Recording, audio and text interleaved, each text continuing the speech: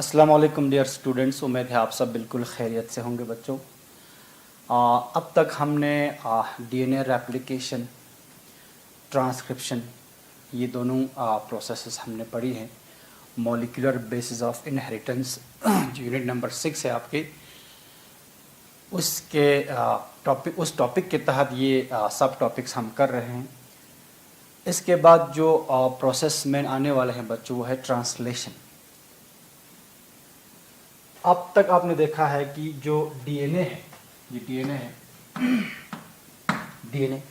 DNA में genetic information होती है। ये जेनेटिक इंफॉर्मेशन कॉपी होकर आ गया एमआरएनए में, ये आपका एमआरएनए है, ठीक, by a process called as transcription. Detail में पढ़ी है आपने। और इस दौरान डीएनए का एक ही स्ट्रेन इस्तेमाल हुआ, उसको हम कहते हैं टेम्पलेट स्ट्रेन। तो जैसे ही एमआरएनए में जेनेटिक इन्फॉर्मेशन कॉपी होकर आ गया, अब बारी है बच्चों कि ये जो जेनेटिक इन्फॉर्मेशन जो एमआरएनए में है वो अब ट्रांसलेट हो। ठीक है, अब तक ये इन्फॉर्मेशन जो है वो कोडेड फॉर्म में है। अभी पता नहीं चला है कि इस जेनेटिक इन्फॉर्मेशन का जो इस एमआरएनए में है, जो कॉपी होकर आया है डीएनए से, इसका क्या मतलब है। ठीक है, अभी फिजिकल फॉर्म में ये एक्सप्रेस नहीं हुआ है। अब बारी है इस जेनेटिक इन्फॉर्मेशन की एक्सप्रेशन की। अब ये ट्रांसलेट होगी, अब ये डिकोड होगी, इसका मतलब पता चल जाएगा। ठीक, इस प्रोसेस को जिसके तहत ये जेनेटिक इन्फॉर्मेशन जो एमआरएनए में है वो डिकोड होगी, ट्रांसलेट होगी, ठीक है, फिजिकल फॉर्म में वो एक्सप्रेस होगी, उसको हम कहते हैं बच्चों ट्रांसलेशन। जीन में या डीएनए में जो इन्फॉर्मेशन है, जेनेटिक इन्फॉर्मेशन, उसको हम जीनोटाइप कहते हैं। अब वो इन्फॉर्मेशन एमआरएनए से एक्सप्रेस होकर प्रोटीन या पॉलीपेप्टाइड चेन के फॉर्म में आप आ जाएंगे। ये प्रोटीन अब मुख्तलिफ किस्म के स्ट्रक्चरल प्रोटीन बनेंगे या एंजाइम बनेंगे। जो भी प्रोटीन बनेगा उसके ख़ास काम होंगे, वो कुछ फंक्शन करेंगे। उस फंक्शन की वजह से ये जेनेटिक इन्फॉर्मेशन एक्सप्रेस होगी।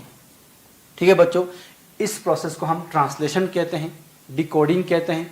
अब फिजिकल फॉर्म में ये इन्फॉर्मेशन अब एक्सप्रेस होगी। अब जो बनेगी करेक्टर इस इंफॉर्मेशन के तहत, उस करेक्टर को हम बोलते हैं बच्चों फिनोटाइप। तो जीनोटाइप से फिनोटाइप का जो सफ़र है, जिसको हम सेंट्रल डोग्मा भी पहले कहते थे, ठीक है, कि डीएनए से इंफॉर्मेशन फ्लो होती है एमआरएनए में, एमआरएनए से वो इंफॉर्मेशन अब फाइनली एक्सप्रेस होगी in the form of protein. This flow of genetic information what we call is central dogma. इस सेंट्रल डोग्मा में जो फाइनल बनता है वो है फिनोटाइप। इस प्रोटीन या पॉलीपेप्टाइड चेन की वजह से बनता है बच्चों फिनोटाइप।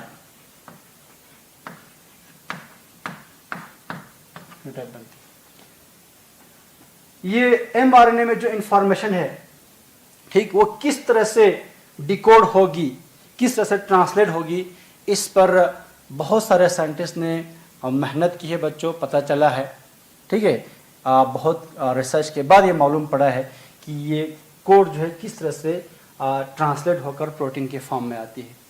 ठीक, तो इस दौरान एक बात समझ में आ गया, ये बात निकल के सामने आ गया जेनेटिक कोड का, जो हमारा आज का टॉपिक है जेनेटिक कोड।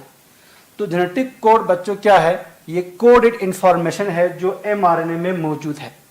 ये जो अल्फाबेटिकल कोड्स हैं, ये अल्फाबेट्स है AUGC, ये जो आप दिख रहे हो, ये सीक्वेंस ऑफ बेस है।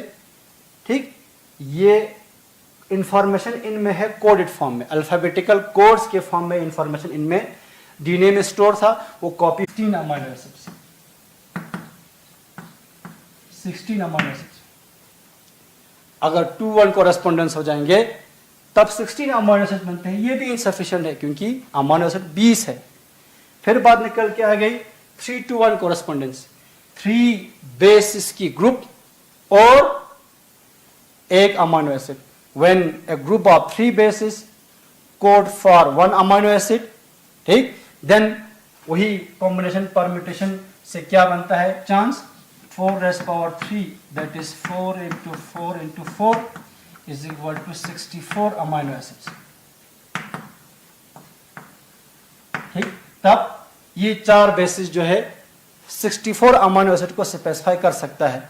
तो ये मच मोर देन सफिशिएंट है, इसलिए इसी बात को चुना गया कि जेनेटिक कोड में ये जो बेस है, अल्फाबेटिकल जो कोड है यहाँ पर बेसिस, ये तीन तीन के ग्रुप में होता है।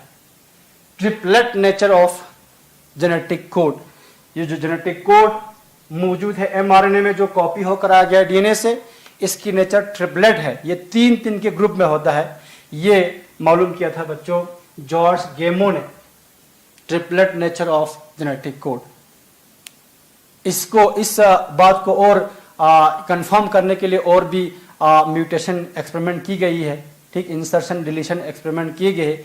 उस बात से भी ये मालूम होकर आया कि जो बेस हैं वो तीन तीन के ग्रुप में होती है, ठीक है। उस पर अभी बात करने की गुंजाइश नहीं है, टाइम में गुंजाइश नहीं है, इसलिए हम यहीं पर रोक देते हैं।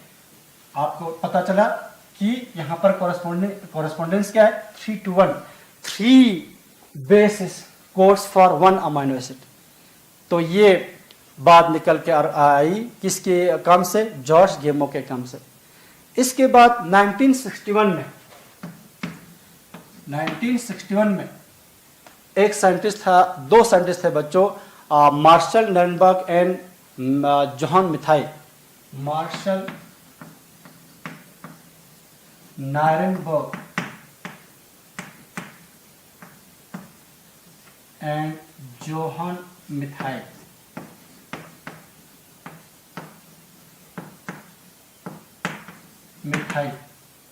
जॉन मिथाई, इसमें मेन काम ये नाम रखना नायरनबर्ग। 1961 में नायरनबर्ग के एक इंपॉर्टेंट एक्सपेरिमेंट है जेनेटिक कोड की डिसाइफरिंग को लेकर। अब जेनेटिक कोड ट्रिपलेट है ये तो पता चला, अब ऐसे ट्रिपलेट्स तो बहुत बनेंगे, जैसे AUG, GGA, CGA, ऐसे mRNA में जितने भी बेसेस हैं उनके तीन तीन के ग्रुप बनेंगे तो बहुत सारे कोड्स बनेंगे। देखो AUG अलग, GGA अलग, CGA अलग, जैसे AUC आ सकते हैं, CCG आ सकते हैं। तो कौन सा कोड किस अमाइनो एसिड को कोड करता है, कौन सा जेनेटिक कोड, ठीक, किस अमाइनो एसिड को स्पेसिफाई करता है, यह मालूम करना अभी रह गया था। इस पर भी काफी काम चली। इसको कहते हैं बच्चों deciphering of genetic code, decipher करना। डिसाइफर मींस इसका हर एक का क्या मतलब है, कौन सा जेनेटिक कोड किस अमाइनो एसिड को स्पेसिफाई करता है, यह मालूम करना, इस काम को कहते हैं डिसाइफरिंग ऑफ जेनेटिक कोड। तो ये डिसाइफरिंग ऑफ जेनेटिक कोड में पहला काम किया 1961 में नायरनबर्ग और मिथाई ने। नायरनबर्ग एंड मिथाई, ठीक, मेनली आप नायरनबर्ग का नाम याद रखना, आपके एनसीईआरटी की बुक में है। तो उन्होंने क्या किया बच्चों, उन्होंने सिंथेटिक आरएनए बनाए। ये बात यहां पर what they did, they synthesised synthetic RNA बने उन्होंने। ये जो सेल के अंदर, लिविंग सेल के अंदर जो आरएनए बनता है वो नेचुरली बनता है, ठीक, किसकी मदद से बनता है आपको पता है, ट्रांसक्रिप्शन के दौरान डीएनए से आरएनए पॉलीमरेज की मदद से बनते हैं ना। तो उन्होंने क्या किया, सिंथेटिक आरएनए बनाए, लेबोरेटरी में बनाए आरएनए, ठीक, अपने मनपसंद की बेस इसको जोड़ा उन्होंने। कौन सा बेस जोड़ा, जो आपको मैं लिए एक आपको बता दूंगा एग्जांपल, उन्होंने बहुत सारे यू को जोड़ दिया सिंथेटिकली, यूरासिल को, पॉली यू इनको कहते हैं, 5 प्राइम टू 3 प्राइम, उन्होंने पॉली यू को जोड़ा, इसको कहते हैं पॉली यू जोड़ा। तो एंजाइम उन्होंने जो यहां पर इस्तेमाल किया बच्चों, वो एंजाइम उन्होंने किया पॉलीन्यूक्लियोटाइड फास्फोराइलेज, बड़ा इंपॉर्टेंट एंजाइम है। इस सिंथेटिक आरएनए की बनाने में उन्होंने जो एंजाइम यूज किया, पॉलीन्यूक्लियोटाइड फास्फोराइलेज।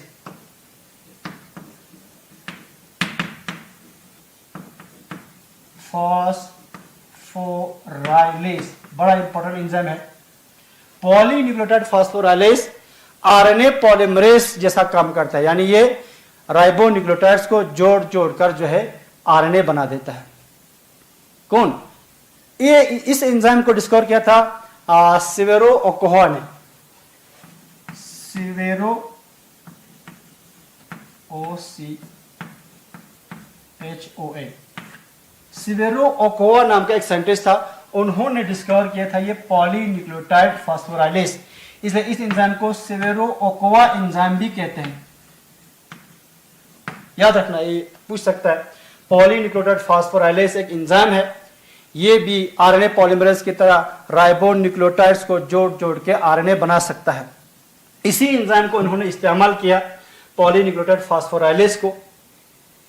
ये एंजाइम किसने डिस्कवर किया था? सिवेरो ओकोवा ने। इस एंजाइम को सिवेरो ओकोवा एंजाइम भी कहते हैं। तो इस पॉलीन्यूक्लियोटाइड फास्फोराइलेज को इस्तेमाल करके उन्होंने एक पॉली यू, एक ऐसा आरएनए जिसमें सिर्फ यूरासिल बेसिस हों, उन्होंने सिंथेसाइज किया सिंथेटिकली। इसके बाद इस ये किस्म का एमआरएनए हो गया, ये आरएनए हो गया। इस आरएनए को उन्होंने मिक्स किया बच्चों सेल फ्री एक्सट्रैक्ट के साथ। सेल फ्री एक्सट्रैक्ट यानी एक लिविंग सेल नहीं, बल्कि एक लिविंग सेल से वो सारे एंजाइम्स, ठीक, जो इस्तेमाल हो सकते हैं आरएनए बनाने के लिए, ठीक है, वो सारे प्रोटीन्स उस सेल से उन्होंने एक्सट्रैक्ट किया। उसको कहते हैं cell free extract. Living enzyme नहीं, लिविंग एंजाइम से निकाले गए वो एक्सट्रैक्ट को हम कहते हैं सेल फ्री एक्सट्रैक्ट। उसके साथ ये पॉली यू रखा, ठीक। अब प्रोटीन बनाने के लिए जो भी एंजाइम जरूरत पड़ता है वो उस सेल से निकाले हैं। सिर्फ आरएनए इनका अपना है, सिंथेसाइज्ड, सिंथेटिकली सिंथेसाइज्ड आरएनए है इनका अपना, और पॉलीन्यूक्लियोटाइड फास्फोराइलेज एंजाइम है इसका अपना।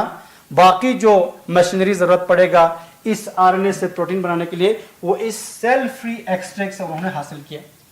इस सेल फ्री एक्सट्रैक्ट को इस पॉली यू के साथ और पॉलीन्यूक्लियोटाइड फास्फोराइलेज के साथ कॉम्बिनेशन करके रखा, तो बच्चों उनको एक प्रोटीन सिंथेसाइज हुई, एक पॉलीपेप्टाइड चेन सिंथेसाइज हुई। उस पॉलीपेप्टाइड चेन में फिनाइल एलानिन थे, सिर्फ एक अमीनो एसिड था उस पॉलीपेप्टाइड चेन में, क्योंकि आरएनए से प्रोटीन बनता है, पॉलीपेप्टाइड चेन बनता है। लेकिन उन्होंने जो सिंथेटिक जो पॉलीपेप्टाइड चेन बनाया उनमें उन्होंने देखा कि फिनाइल एलानिन, सिर्फ फिनाइल एलानिन। तो इनसे उनको पता चला कि जो यू है, यू, 3 यू का ग्रुप जो है, यू जो है, ये क्योंकि ट्रिपलेट नेचर ऑलरेडी पता चल गया था। अब इन ट्रिपलेट नेचर में हर एक का, एक ट्रिपलेट का क्या क्या मतलब निकलता है, इनको बहुत रिसर्च के बाद मालूम करना पड़ा। और 1968 में पूरी जेनेटिक कोड जो है कंप्लीटली फुली डिसाइफर हो गया था। तो deciphering of genetic code was fully completed in 1968। 1968 तक एक साइंटिस्ट ने, बहुत सारे साइंटिस्ट ने इन पर काम किया है। कुछ जो आपके एनसीईआरटी में उसी को आपको यहां समझा रहा हूं। एक ही नायरनबर्ग सिंथेटिक एमआरएनए बनाई with poly you, when combined with cell-free extract and polynucleotide phosphorylase, they managed to synthesize a polypeptide chain that contains only phenylalanine. From this, they come to the conclusion that UUU codes for phenylalanine. UUU क्योंकि यहाँ पर सिर्फ UUU इस तरह से है, तो इन UUU की ट्रिपलेट से सिर्फ फिनाइलएलानिन कोड होता है, इसलिए UUU का मतलब पहला पता चल गया। ठीक है बच्चों, तो UUU कोड्स फॉर फिनाइलएलानिन, ये पता चला। जो पॉलीमर उन्होंने बने यहां पर सिर्फ एक सिंगल बेस को लेकर, इसको कहते हैं बच्चों होमोपॉलीमर, क्योंकि एक ही किस्म के इसमें बेस है, होमोपॉलीमर। पहले उन्होंने होमोपॉलीमर के साथ एक्सपेरिमेंट किया, इसके बाद उन्होंने कोपॉलीमर बनाए। कोपॉलीमर मींस और बेसिस के साथ, दो बेसिस के साथ, तीन बेसिस के साथ कॉम्बिनेशन करके अलग अलग रेशियो में, अलग अलग प्रोपोर्शन में जोड़ कर उन्होंने बहुत सारे ट्रिपलेट्स की जो है मतलब पता किया, उनको डिसाइफर करने में कामयाब हो गए। कौन? नायरनबर्ग। और एक साइंटिस्ट जो आपके एनसीईआरटी में मेंशन है बच्चों, वो है हरगोबिंद खुराना।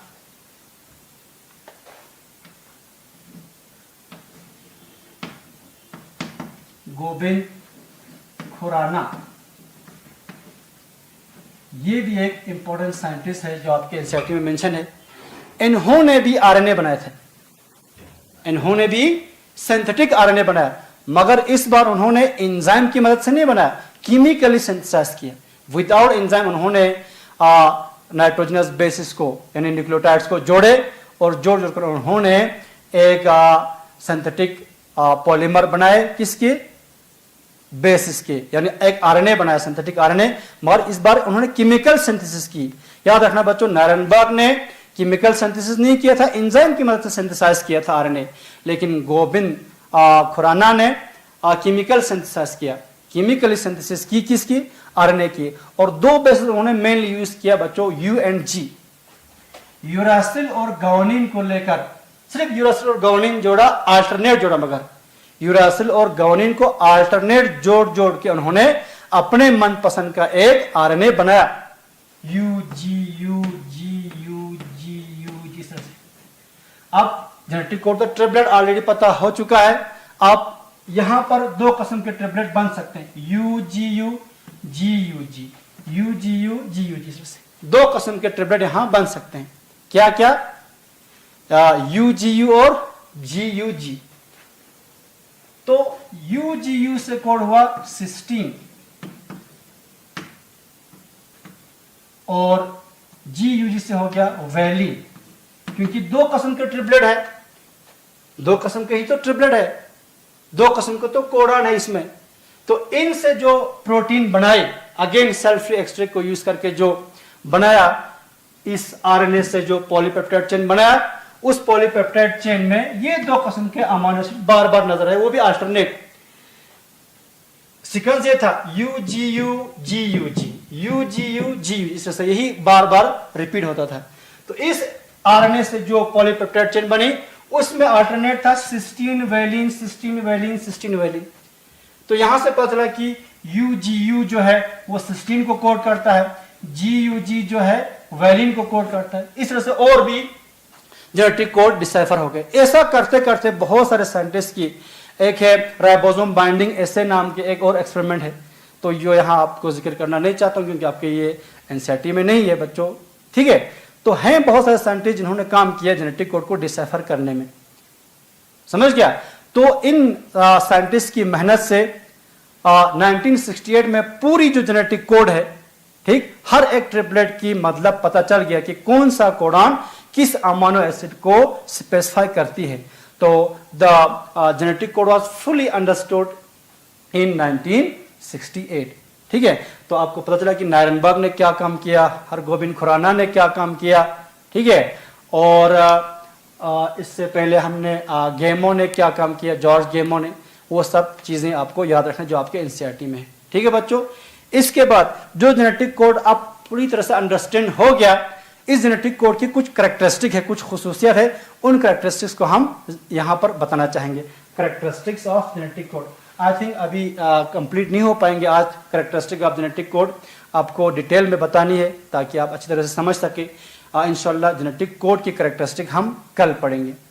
तो ट्रांसलेशन की प्रोसेस तक आने के लिए कि किस तरह से एमआरएनए में जो बेस की सीक्वेंस है, ठीक है, जिनको हम जेनेटिक कोड कहते हैं, उससे प्रोटीन सिंथेसाइज होती है, जिस प्रोसेस को हम ट्रांसलेशन कहते हैं। इस ट्रांसलेशन के प्रोसेस को समझने से पहले जेनेटिक कोड का समझना बहुत ज़रूरी है। तो अब तक हमने कुछ बातें की, ठीक, जेनेटिक कोड पे रिसर्च को लेकर के किस तरह से जेनेटिक कोड जो है वो डिसाइफर हो गई, ठीक है बच्चों। उसमें सबसे पहला काम जॉर्ज गेमो का है। उन्होंने परम्यूटेशन कॉम्बिनेशन से ये मालूम किया कि जेनेटिक कोड जो है ट्रिपलेट है, 3-to-1 कॉरेस्पॉन्डेंस है, 3 बेसिस 1 अमीनो एसिड। जब when a group of 3 amino acids code for when a group of 3 bases codes for 1 amino acid, तो हमारे पास 64 कोडॉन्स बन सकते हैं, ठीक है। वो 64 कोडॉन्स सफिशिएंट है 20 अमीनो एसिड को कोड करने में। अब इतना ज्यादा 20 अमीनो एसिड है, 64 कोडॉन क्यों है, इस पर भी डिटेल में बात होगी, आप बाद में आप समझेंगे इसको। इसके बाद 1961 में जेनेटिक कोड की डिसाइफरिंग का काम शुरू हुआ। मार्शल नायरनबर्ग और जोहान मिथाई, ये दो साइंटिस्ट थे, उन्होंने काम किए, ठीक। सिंथेटिक आरएनए बनाया उन्होंने पॉलीन्यूक्लियोटाइड फास्फोराइलेज एंजाइम को लेकर, और ये पॉलीन्यूक्लियोटाइड फास्फोराइलेज एंजाइम बच्चों सिवेरो ओकोहोआ नाम के एक साइंटिस्ट ने डिस्कवर किया था, इसलिए इसको हम सेवेरो ओकोहा इंजाइम भी कहते हैं। इस इंजाइम को लेकर उन्होंने पहले होमोपॉलीमर बनाए पॉलीयू को लेकर, तो वहाँ से पता चला कि यू कोड्स फॉर फिनाइलएलानाइन। इसके बाद उन्होंने कोपॉलीमर बनाए, मिक्सड पॉलीमर बनाए। इसके बाद हरगोबिंद खुराना आया, उन्होंने भी केमिकली सिंथेसाइज किया आरएनए को। उन्होंने भी खासकर सिस्टीन और वैलिन की जो अमीनो एसिड है उनके कोडान्स मालूम किए। इस तरह से 1968 तक पूरे जेनेटिक कोड डिसाइफर हो चुके थे, कंप्लीट हो गया था 1968 में। कल हम इंशाल्लाह बताएंगे आपको कि इस जेनेटिक कोड की क्या कैरेक्टरिस्टिक्स हैं। ठीक है बच्चों, थैंक यू वेरी मच।